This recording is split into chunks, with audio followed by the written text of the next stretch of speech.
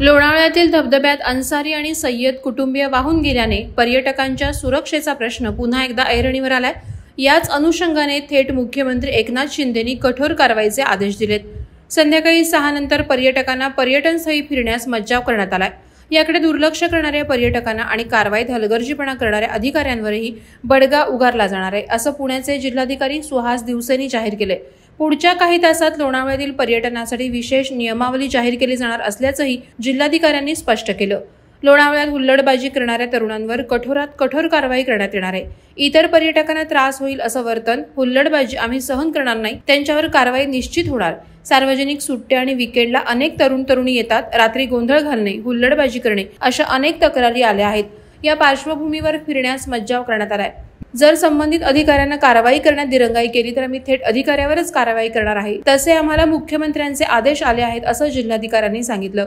लोणावळ्यातील पर्यटनासाठी विशेष नियमावली जाहीर करणार आहे।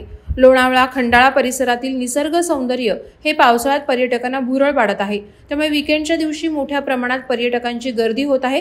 पुणे मुंबईसह लगतच्या भागातून नागरिक या ठिकाणच्या विविध पॉइंट्सवर गर्दी करत आहेत।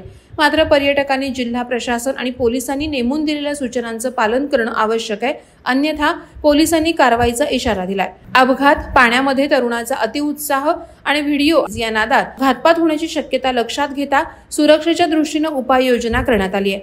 वादळवारा लाईव्हसाठी न्यूज ब्युरो, लोणावळा। नवी मुंबई व रायगड जिल्ह्यातील ताज्या बातम्या आणि घडामोडींसाठी सबस्क्राईब करा वादळवारा लाईव्ह चॅनल आणि दाबा बेल आयकॉन।